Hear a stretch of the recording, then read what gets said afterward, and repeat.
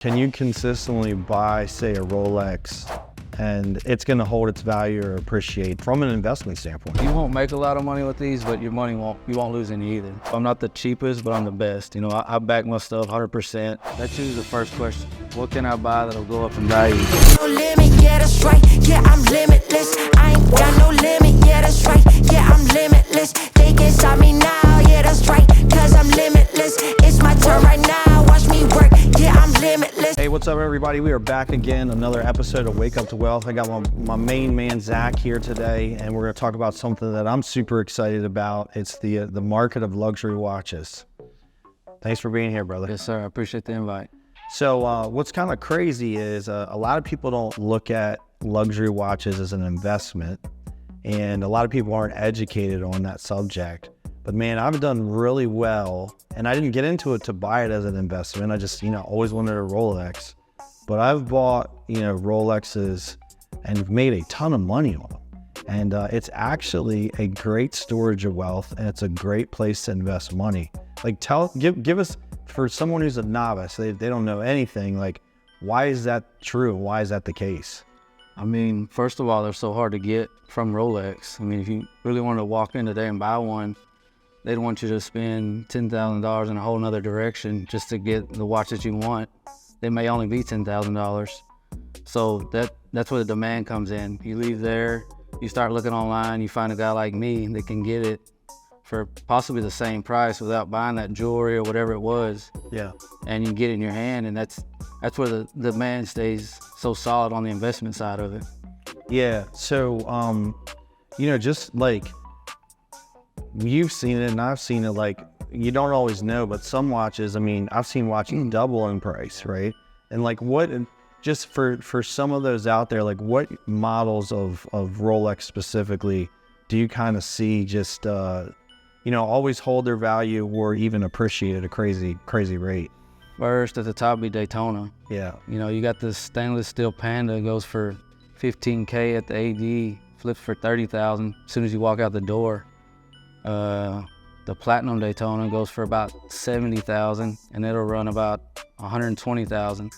So those are the ones that really the big collectors are building up to grab, to either collect or flip, make that money on. Yeah. So true or false, a lot of ones that I see appreciate, hold their value or appreciate, are a lot of the stainless steel models. Yes, definitely. I think it's mainly because they're affordable. Yeah. And even when it makes less of them, and even when the market's down in a slump, people still buy. So they choose to buy something, say $20,000 or less, and not so expensive, where they're taking a big gamble because they still want to buy. Yeah. But they know the market's down, so it's kind of like those always roll.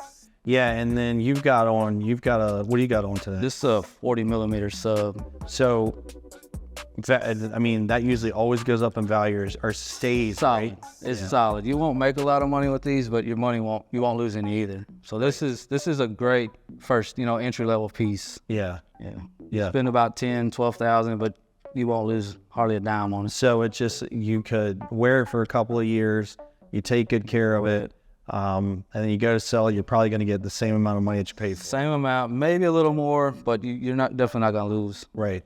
Yeah. So we got another one here. It's a stainless steel. Which one is this? That's actually white gold. That's a Day-Day Presidential. Yeah. So that one was discontinued in 2018, I think. So there's a separate market for those that are discontinued. It takes a real collector though to buy one that's white gold, because you can't tell that it's white gold. Like you said, it looks stainless. Well, when I grabbed it, I realized it was. Yeah. So stainless, you're looking at about 15 grand. That watch, that one goes for about 40 to 45. So somebody that's going to spend 45,000, they want it to really shine like it's actually, they can tell it's a precious metal. Yeah.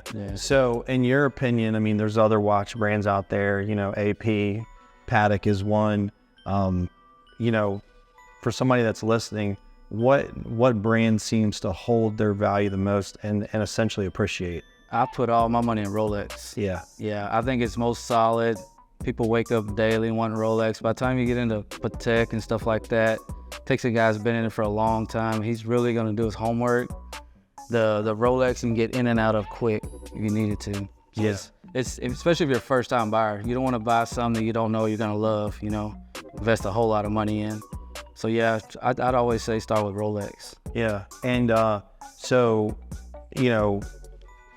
kind of one of the things I think that we all know is Rolex kind of keeps a tight supply chain. Yes. To your point, you just can't. People think you can walk into a Rolex store and buy one. You can't. Yeah. Right. So that creates kind of the gray market, which is where you play in a lot. Right. Right. Right. So, but the other side is, not just from the investment side, you got to buy from people that are reputable, that like know their stuff. Yes, exactly. So there's so many corners that can be cut on a bezel, a link, paperwork, a fake box, or anything. So that's where that comes in. I always tell people I'm not the cheapest, but I'm the best. I back my stuff 100%. That's a big issue in the jewelry watch game, is the cutting corners on this and that.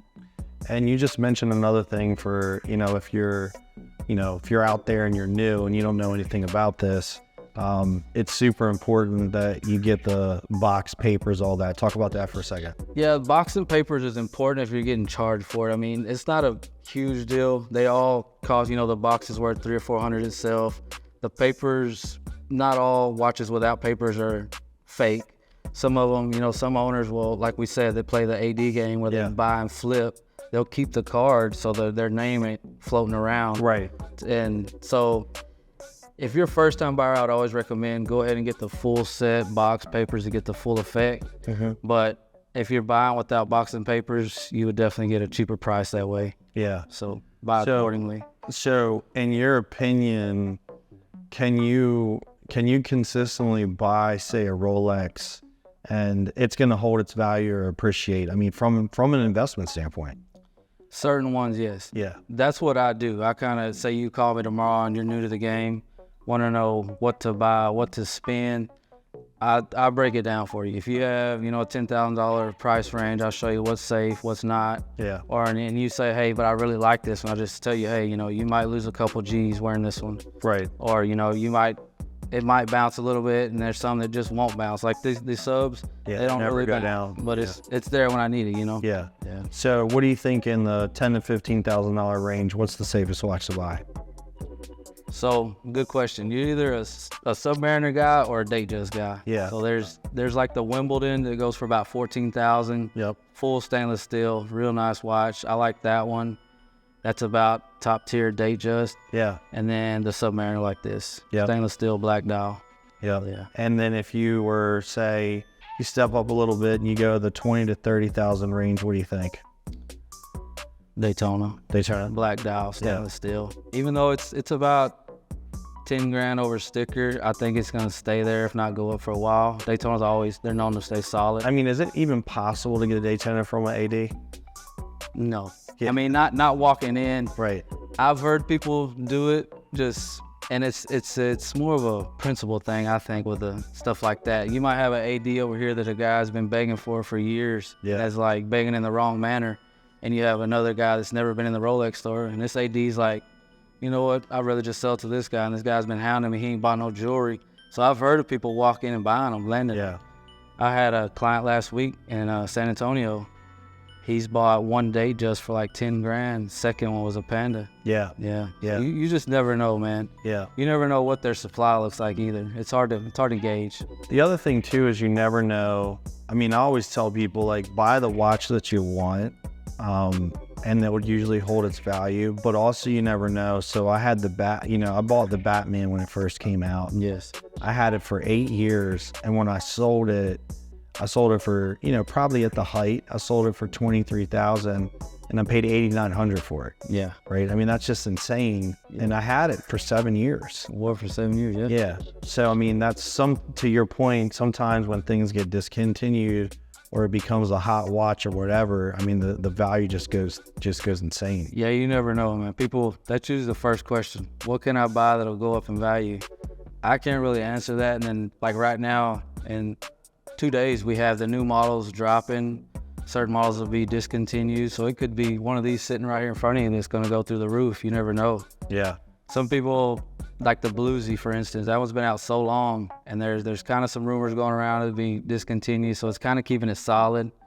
The Pepsi right now is supposed to be discontinued. That one's going up daily. Yeah. So, and it couldn't, not go that way. You never know. Yeah, 100%. Yes, sir. Yeah, absolutely. It's a fun game to play, though. What's your grail watch? What's the one you really want? Man, I've had 4 or 5 watches in play at a time. This is Old Faithful, of course, so I'd hold this one tight. Yeah. But I'd walk in, if I could walk in the AD and buy the black stainless steel Daytona, that would be the one I'd take. I mean, I like flashy stuff, but I'm pretty simple. You know, I wear a small chain, stainless watch, so it wouldn't be too much. What is that you've had in your possession before? What's the one that is appreciated the most that you've actually had? Whether you owned it to sell it or you owned it yourself? Probably the John Mayer. Yeah. That one, and it bounced quick and it came back down. Yeah. So that one was like right now where we're at, everybody knew it was going to be discontinued. So as soon as it did, it went from 70 to about 100 grand. Yeah. And it lasted for about a month, then it went right back down. So that's about $30,000 pop right there. Right, that is appreciated. One, yeah, that appreciated that. But you have some that I haven't had in possession that I've sold that some people made, bukus of money on. Yeah, I had a white gold Pepsi, and it had I don't know what you call it, but it had kind of like the marble face. Meteorite. Yeah. And in COVID, I paid $48,000 for it. I sold it for $110. Yeah. At the height. Yeah. So I forgot about that. So that's probably the biggest watch. Yeah, that one went up and down 50 grand. Yep.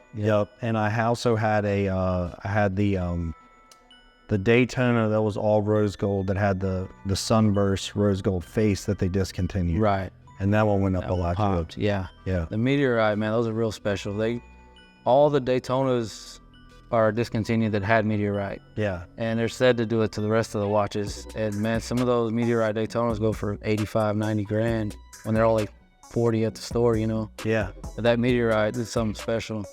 So someone who's listening to this, they've never owned a Rolex before. Well, my assumption is if you were going to tell somebody to buy, if you're looking at the investment side, you're going to tell them to buy a Rolex, right? Oh, yeah. Yeah, definitely. And they've never owned one before. And they're just starting out. Which one do you think, what's the one you can't go wrong with? Submariner. Yep. You can find, an entry level, some that even more solid than this model, like a 2005, 2008 model for about $8,500. And man, it's hard to even go anything less than that if you ever try to sell it. Yeah. Yeah. Now, someone, let's just say, has a bigger budget and they want to buy, we call it the investment piece, right? Right. What's the investment piece to go after? So there's tons. You go to AP, Patek, right now. If you were to pick a Rolex one, what would you think? Rolex, I like the olive dial, rose gold date. Yeah. I think you had the chocolate. That's dial. the presidential, right? Yeah, presidential. Yeah. That one's pretty solid. It's about 10, 15 over MSRP. Uh-huh. But that's in the $50,000-$55,000 range. I think that's about the next step. The problem is when you get like $20,000 watches, people, they don't shine enough for, like the Daytonas and all that. They don't shine enough to do them justice to spend that much. So it's either low 20,000 or under, or real high-end watches. The middle ones are kind of struggle. So you can find good deals in that area. Got it. Yeah. Yeah. Awesome, man. So, what if someone wanted to, not just the love of watches and watches, but do you think there's a play that could be had where you could actually consistently invest in them as like an investment? As in multiple watches or one watch? Yeah. Yeah, definitely. You could come up with a lot. There's so many watches out there moving, man, and it's said to be like 85, 90% of the watches are in dealers' hands. Yeah. So it's like there's the guy, how these watches get here, there's higher ups that we never even hear of C.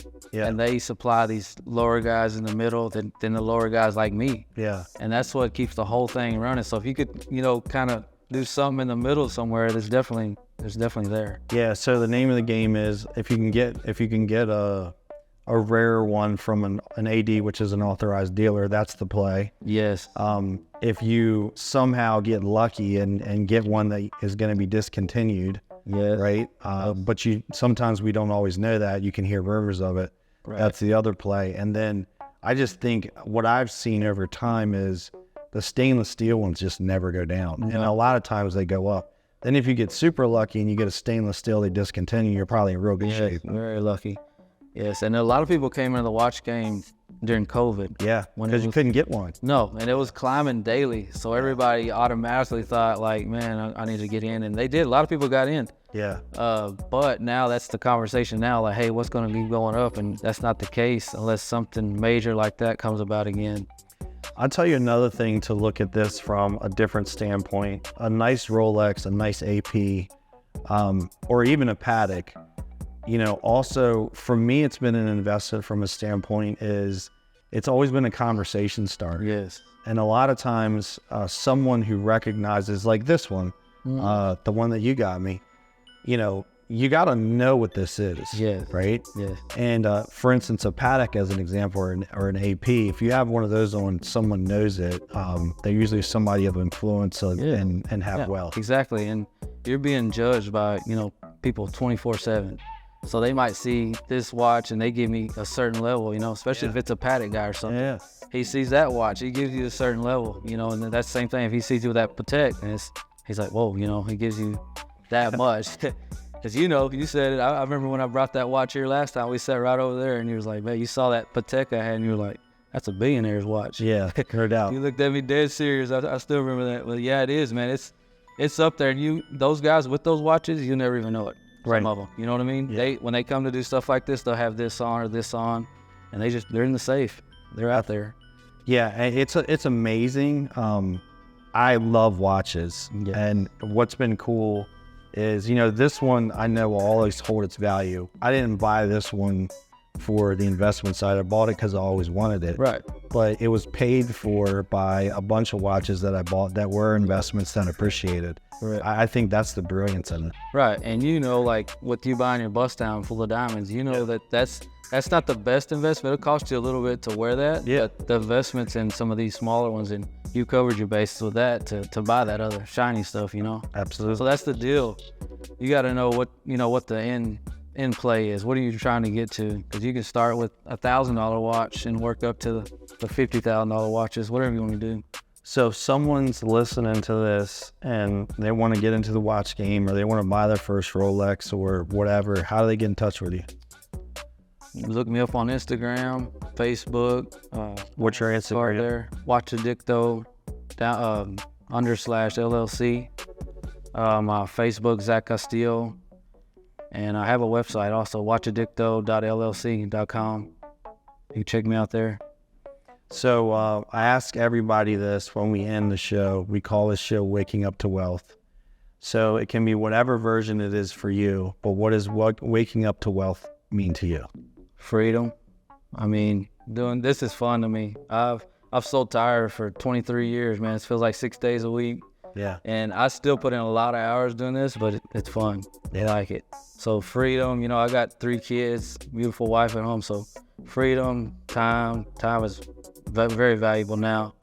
But that's pretty much it, man. Just doing this daily, having fun. It's like I never worked. Absolutely. Yes, sir. Well, brother, I appreciate you for coming here, educating us on the watch game. Sir. I appreciate you spending time with us today. No problem, bro. I appreciate you having me. Hey, thank you so much for checking out our YouTube channel and checking out our podcast, Wake Up to Wealth. As a thank you, you've got a link that you can check out to get a free ebook on investing in real estate. And then also, if you're interested in potentially coaching with me, coming to one of my events, or investing in one of my deals or funds or anything like that, you can actually check out our website to find more information out about that as well. You'll have both links. And again, want to just say thank you, and you can follow up with me for anything else I might be able to help you with. And thank you so much for tuning in to learn more about how to get wealthy.